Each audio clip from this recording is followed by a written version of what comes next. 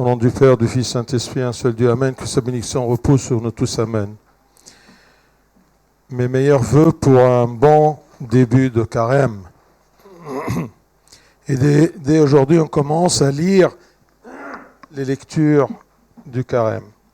Alors le grand carême, c'est un bon voyage vers la résurrection du Christ. Mais pour atteindre cette résurrection et participer à cette joie de la résurrection, on doit se préparer durant tout le voyage du grand carême. Et cette préparation est tout simplement le repentir. Donc, l'objectif de ce carême, c'est le repentir. Pas plus que ça. Alors, pour profiter de la résurrection, nous devons nous repentir. Et ce qui nous aide à se repentir, ce sont ce qu'on appelle les moyens de grâce, les pratiques spirituelles. C'est les moyens à travers lesquels on reçoit la grâce de Dieu. Alors, ces moyens de grâce, ces pratiques spirituelles qui nous préparent à la résurrection, c'est-à-dire qui nous fait pratiquer le repentir, sont l'aumône, la prière et le jeûne. Ce qu'on appelle, d'après les pères de l'Église, les piliers de la vie spirituelle. On ne peut pas avoir une vie spirituelle sans donner, l'amour de prier à Dieu et le jeûne. On ne peut pas édifier notre spiritualité sans ces piliers, l'aumône, la prière et le jeûne. Un des pères de l'Église image la prière comme un aigle, parce que c'est quelque chose qui monte vers les cieux. Alors c'est un aigle, la prière, ayant deux ailes. Un aigle ne peut pas voler sans deux ailes. Il ne peut pas voler avec une seule. Mais les deux ensemble, c'est l'aumône de donner et le jeûne. C'est ça la prière. Et ce discours que vous avez entendu aujourd'hui, c'est prononcé par le Christ lui-même sur la montagne. C'est une partie du sermon de la montagne, ce qui donne une valeur un peu spéciale pour ce texte qu'on a entendu aujourd'hui. Et l'Église nous a choisi ce texte pour nous mettre en garde d'un danger dans la pratique de l'aumône et de la prière et le jeûne. Ce danger est l'amour de soi. C'est chercher la vaine gloire. C'est satisfaire notre ego. C'est chercher la gloire que les autres nous attribuent. C'est ça le danger. Et c'est pour cela que le premier texte dans les lectures du Grand Carême, c'est « Méfiez-vous de ce danger, l'ego ». Parce que c'est écrit qu'il y a beaucoup de gens, comme c'est écrit selon l'évangile de Saint Jean, car ils aimèrent la gloire des hommes, plus que la gloire de Dieu. Oui, bien sûr, on cherche la gloire de Dieu, d'être glorifié par Dieu, d'être justifié par Dieu, mais ça n'empêche pas qu'à côté, on cherche toujours la gloire des autres, qui nous flattent. Eh bien, cet enseignement du Christ sur la montagne était adressé à ceux qui pratiquent déjà l'aumône et la prière et le jeûne. Mais il les pratiquait d'une façon qui n'est pas convenable, qui ne plaise pas à Dieu, et d'une façon qui les prive de la récompense céleste de Dieu. Si on pratique ces choses-là, mais tout en cherchant la gloire de nous-mêmes à cause de satisfaire notre ego, eh bien on perd la récompense, c'est-à-dire que toute la préparation ne sert à rien.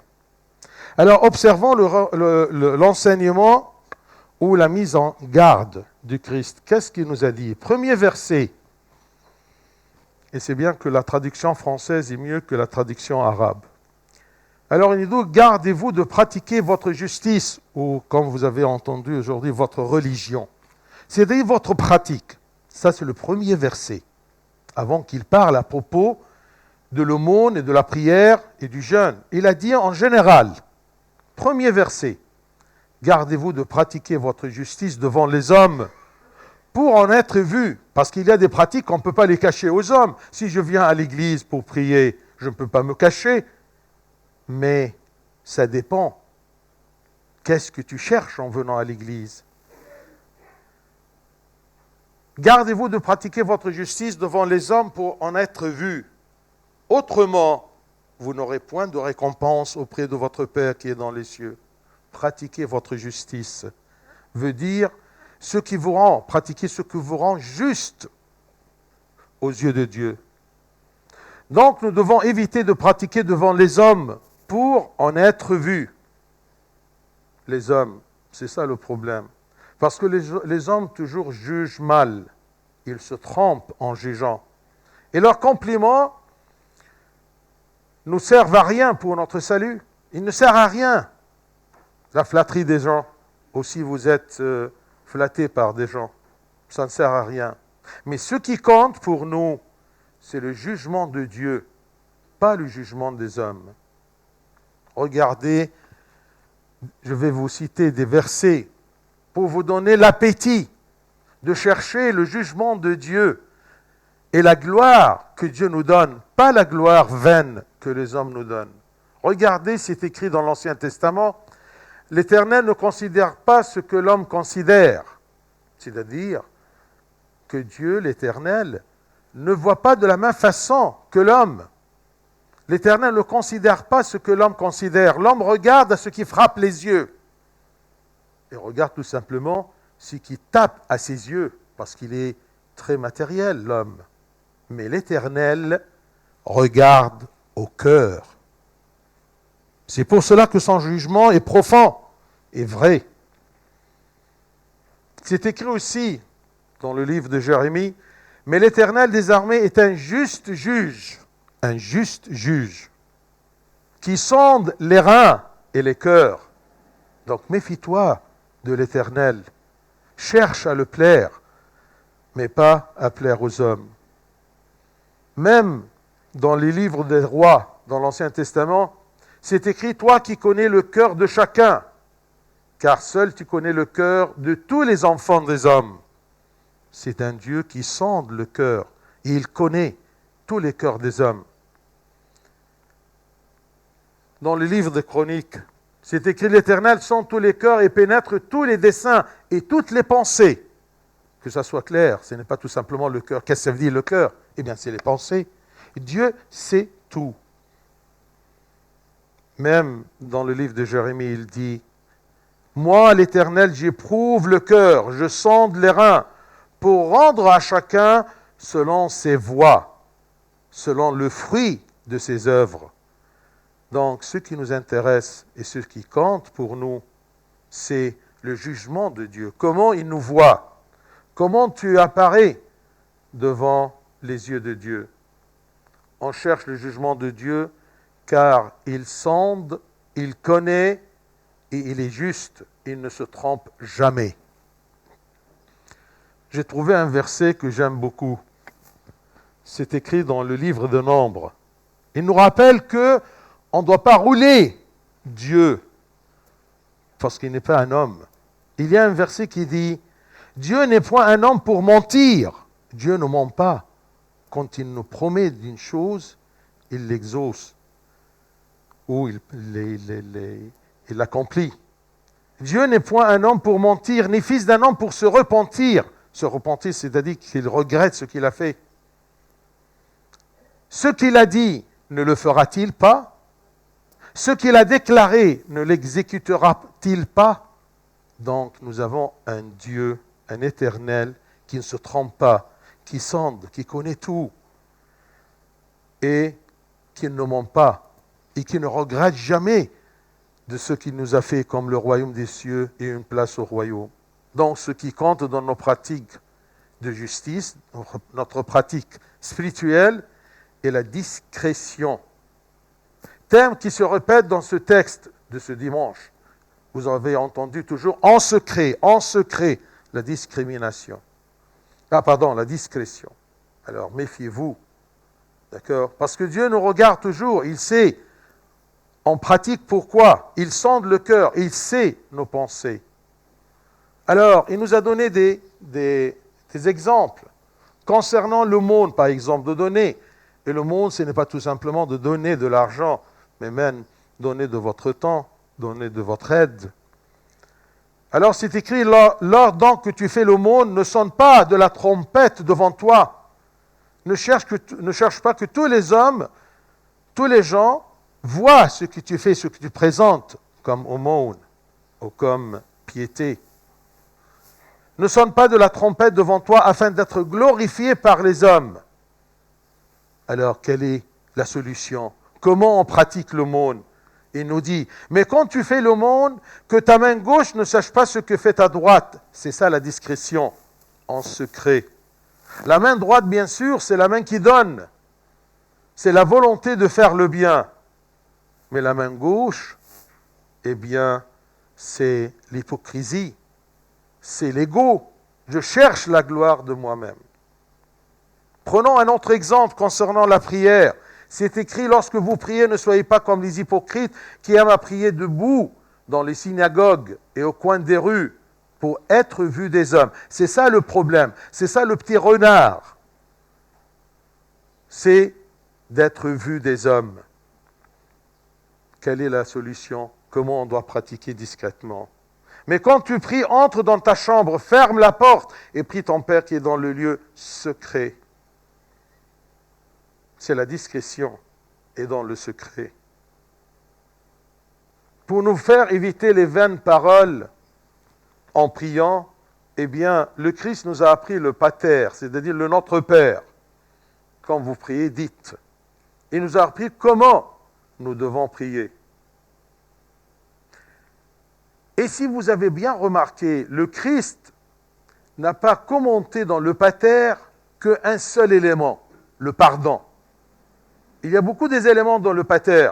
On lui demande notre pain, qu'il soit glorifié et tout, mais il a commenté une seule chose, c'est le pardon. Il nous a dit, si vous pardonnez aux hommes leurs offenses, votre Père Céleste vous pardonnera aussi. Il ne ment pas, c'est l'Éternel qui sait ce qu'il dit. Et il sait que l'homme a besoin de quoi? Mais si vous ne pardonnez pas aux hommes, votre Père ne vous pardonnera pas non plus vos offenses. Il n'a pas commenté autre chose dans le pater que qu'on pardonne aux autres. Il nous a mis en garde. Méfiez-vous. Comment veux-tu te repentir et que tu sois pardonné si tu n'arrives pas à pardonner aux autres? C'est écrit, si nous confessons nos péchés, il est fidèle et juste pour nous les pardonner et pour nous purifier de toute iniquité. Dieu, quand il nous pardonne, il oublie. Mais le problème de l'homme, cette poussière-là, qui demande toujours le pardon de Dieu, eh bien, croyez-moi, quand il pardonne, même s'il pardonne, n'oublie pas. S'il y a un problème, eh bien, ça sort sur la surface. D'accord? Pardonnez pour que vous soyez pardonnés. Prenons le troisième exemple pour la discrétion. Concernant le jeûne, c'est écrit, lorsque vous jeûnez, ne prenez pas un air triste comme les hypocrites, comme on connaît les autres religions. Allahumma inna saïm ib'ad anni.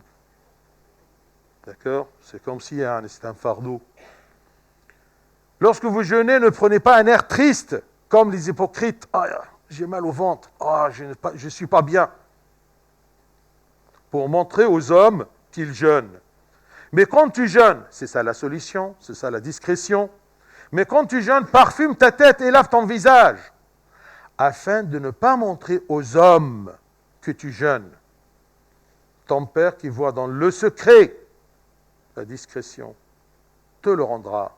C'est ça la façon qu'on doit pratiquer notre justice, notre préparation. Que ta relation avec Dieu soit protégée par la discrétion et par le secret, tant que tu peux, parce que Dieu sent ton cœur, il sait, est-ce que tu le fais pour être vu par les hommes ou pas?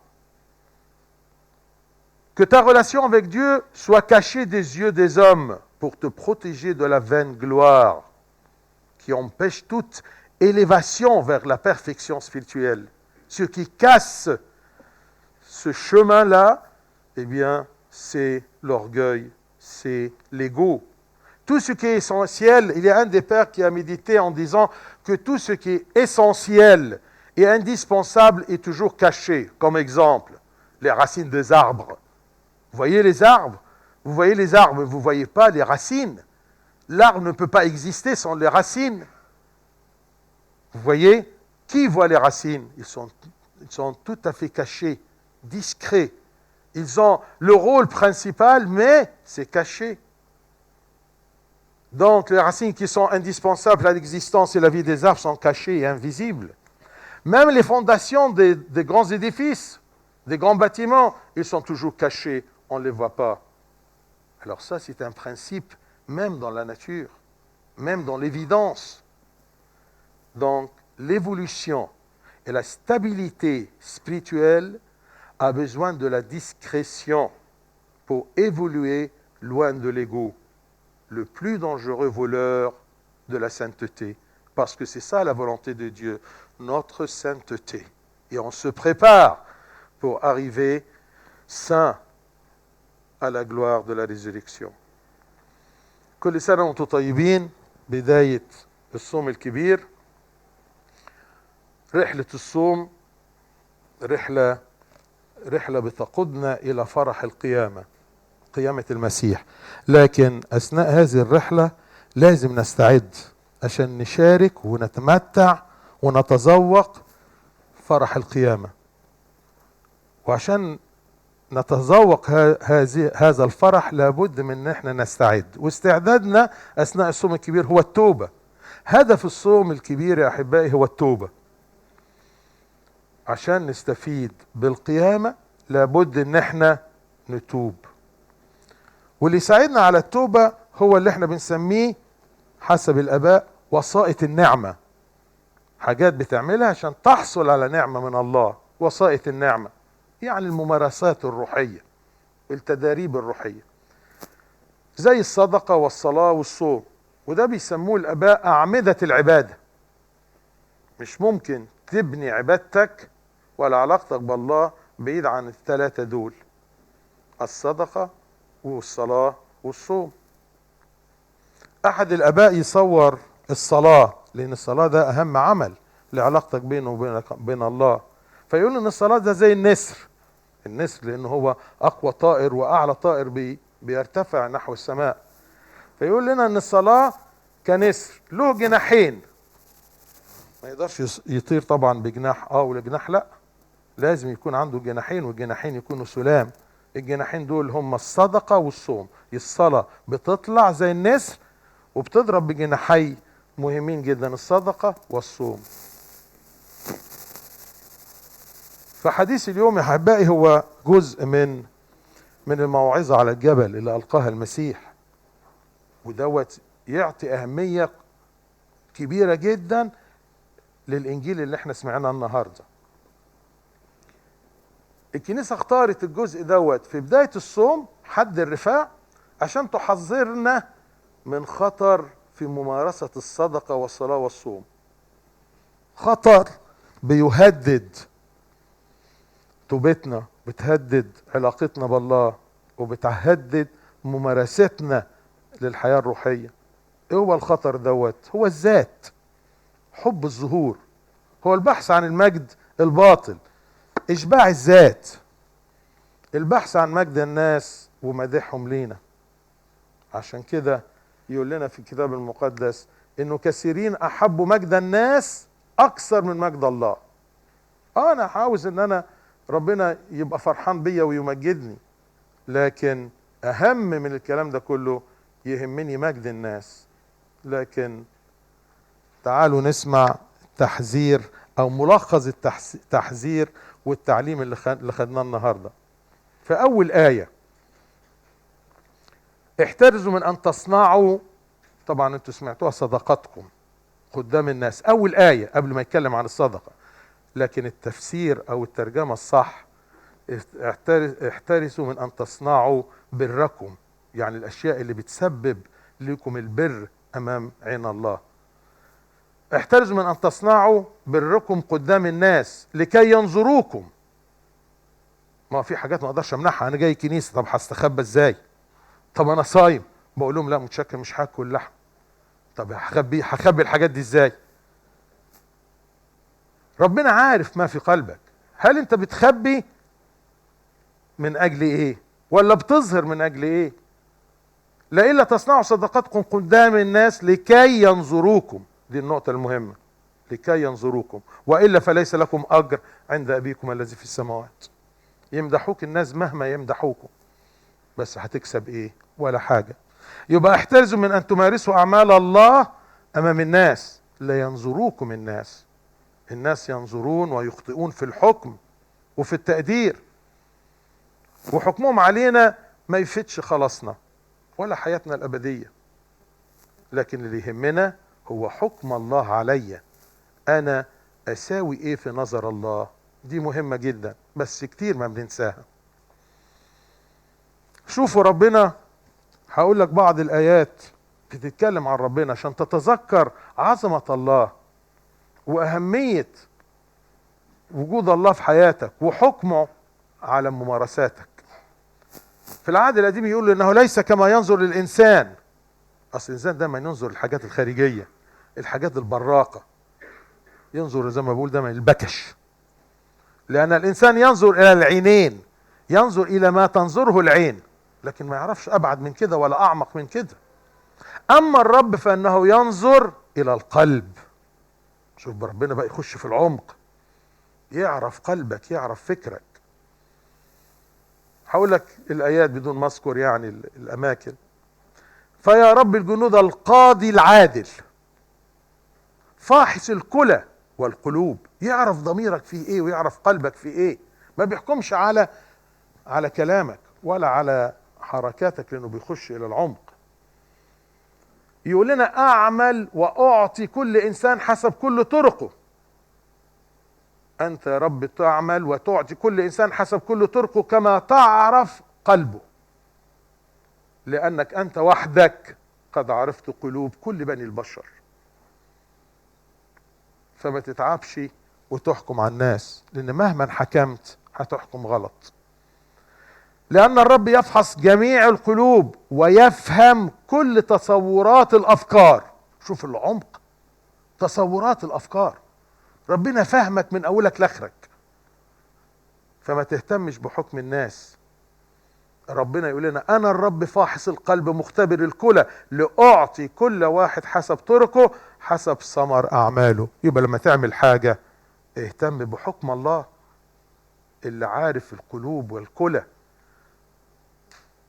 نبحث عن حكم الله لانه يفحص ويعلم، وهو قاضي عادل لا يخطئ ابدا. زي الايه اللي كتير من الناس ما تتذكرهاش، لكن انا احبها جدا. ليس، وافكر نفسي دايما بيها، ليس الله انسان فيكذب ولا ابن انسان فيندم. هل يقول ولا يفعل؟ هل يتكلم ولا يفي؟ شوف الاله اللي احنا بنتعامل معاه اله مش انسان. فاوعى تشك في كلام الله ولا وعوده ولا حكمه. فما يهم في ممارساتنا الروحيه هو الخفاء. خلي بالك، اسعى انك تداري على شمعتك الروحية عشان ما يجيش الذات وينفخها فيطفئها. الخفاء لفظ بيتكرر كثيرا في حديث اليوم، في الخفاء في الخفاء. تعال نشوف كده الامثلة بقى اللي ادهلنا ربنا عشان نحيا ونستعد للتوبة بالصوم والصلاة والصدقة. فازاي نتعامل؟ فبيحذرنا، خلوا بالكم ما يخش الصدقة. فمتى صنعت صدقة فلا تصوت قدامك بالبوق. طبعا كلنا بنعمل الحكاية ديت. ليه؟ بننسى الله اللي باصص اللي فاحص، ونبتدي نشوف الناس يا ترى هيقولوا ايه. ده اللي يهمني. فمتى صنعت صدقة فلا تصوت قدامك بالبوق لكي يمجدوا من الناس. طب الحل ايه؟ الحل يقول لك لما تعمل عمل خير، اما انت فمتى صنعت صدقة فلا تعرف شمالك ما تفعل يمينك. اليمين هي اللي بتعطي، هي الحاجة الحلوة، لكن الشمال هو الذات. عاوز يعرف هل الناس قدروا اللي انا عملته ولا لا، هل الناس شايفين اللي انا عملته ولا لا. ادي عمل الخير. ما يخص الصلاة: ومتى صليت فلا تكن كالمرائين فإنهم يحبون أن يصلوا قائمين في المجامع وفي زوايا الشوارع لكي يظهروا للناس. مش لكي يعبدوا ربنا، لكي يظهروا للناس. يا ترى أنا بعمل كده؟ طب اعمل زي ربنا كده وخش في ذاتك واعرف واسأل نفسك طب ايه الحل؟ يقول لنا: واما انت فمتى صليت فادخل الى مخدعك واغلق الباب وصل الى ابيك الذي يرى في الخفاء. هو ده الخفاء المطلوب. حاول دايما تصلي وتخلي علاقتك مع الله مخفية عشان تتفادى تكريم الكلام الباطل بتاع الناس. وبعد كده يقول لنا ربنا عشان نتفادى الكلام المتكرر الباطل في الصلاة اللي ملهوش معنى ويكرهه الله، علمنا المسيح الصلاة الربانية حتى نتعلم كيف نصلي. وتلاقي المسيح ما علقش على حاجة خالص في الصلاة ديت اللي فيها طلبات كتيرة إلا المغفرة. يقول لنا: فإن غفرتم للناس زلاتهم يغفر لكم أيضا أبوكم السماوي. ويأكد: وإن لم تغفروا للناس زلاتهم لا يغفر لكم أبوكم أيضا زلاتكم. إزاي تريد يا حبيبي أنك أنت يغفر لك وأنت لا تستطيع أن تغفر ولا تريد أن تغفر؟ ممكن واحد يقول مش قادر أغفر، وممكن واحد يقول أنا مش عايز أغفر. برضو ربنا بتفرق معاه الحتة ديت. الله لما بيغفر يا أحبائي يغفر وينسى، لكن الإنسان حتى لو غفر من بره كده لكن ما ينساش. يقول لك أنا بغفر لكن ما انساش. يا فرحتك، ده أنت بتدين نفسك أمام الله.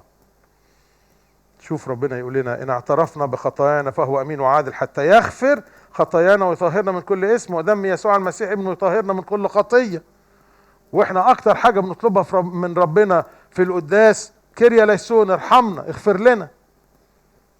وانت تطلع تبقى إله، بس إله قاسي، لا تريد ولا تستطيع أن تغفر. فخلوا بالكم، صلاتك بدون ما تغفر للذين أساءوا إليك. اوعى تفتكر ان ربنا بيقول لك اغفر للناس يعني كل الناس، لا، حتى اللي بيسيئوا. اصل انت احيانا يعني بتغفر للناس اللي مش قاصدين. لا يا حبيبي، الذين أساءوا، عشان تقف قدام الله بقلب نقي طاهر يفرح قلب الله. آخر مثال: الصوم. طب نصوم ازاي؟ برضو قال لنا: ومتى صمتم فلا تكونوا عابسين كالمرائين فإنهم يغيرون وجوههم لكي يظهروا للناس صائمين. شوفوا الكلمة: لكي يظهروا للناس صائمين. كنت مرة فاكر أثناء شغلي يعني وأنا علماني، جت مديرة كبيرة كده في حفلة يعني، تمام، مرائية جدا. طب انت مسيحية وصايمة، لكن عرفت كل الناس: لا، مش هقدر اكل من الحاجات دي عشان انا صايمة. يعني كله عرف انها صايمة. طب ما خلاص، ما تروحي تمدي ايدك على حاجة وخلاص، كلي اي حاجة. لازم في حاجة كلي صالة تقولي بعمل رجيم، خلصي. لكن لا، هو ده بقى: متى صمتم فلا تكونوا عابسين كالمرائين. لا لا لا، ما اقدرش. طب ما تسكتي. احنا بنعمل نفس الحاجة، لما نسمع الحاجة دي نضحك، لكن ثقوا ان احنا بنعمل نفس الحاجة بس بطرق اخرى. اي ايه في ايه؟ لا معلش، اصل الصوم بيتعبني، الفول طب ايه حد شفته؟ ربنا يبص على الحاجات دي مش هيضحك زينا ولكن هيحزن. يبقى اذا واما انت، ادي الحل: اما انت فمتى صمت فادهن راسك واغسل وجهك وفرفش، انت فرحان. ما تاخدوش كعبء على كتافك، لا، دي حاجة حلوة بتعدك للتوبة والصلاة. عشان ايه؟ تفرح بالقيامة، ولا كلها مناسبات كده بتعدي وما انتش فاهم حاجة فيها. هذا هو الخفاء المطلوب. فلتكن علاقتك بالله، خلي بالك، هو ده اللي بيقوله لنا من اول الصيام: لتكن علاقتك بالله محفوظة ومحمية بالخفاء، لتكن مخفية عن أعين الناس، عشان تحمي حياتك الروحية من المجد الباطل. المجد الباطل الذي يمنع كل نمو نحو الكمال المسيحي والكمال الروحي. أحد الآباء تأمل وقال: خلوا بالكم، شوف، كل ما هو أساسي وضروري ومهم يكون مخفي عن العيون. زي بالظبط جذور الشجر. شوف الشجر بيبقى كبير ازاي، لكن جذوره اللي هي أهم حاجة بالنسبة لوجوده، مخفية تحت الأرض. شوف أنت المبنى الشاهق الجميل، تلاقي الأساسات بتاعته فين؟ مدفونة في الأرض، مش واضحة. يبقى أنت خلي علاقتك الجوهرية مع الله والأساسية مع الله في الخفاء. الرب قادر أن يعطينا أن نقدم صدقة وصوم وصلاة مقبولة نجازى عنهم في ملكوت الله. له المجد الدائم إلى الأبد، آمين.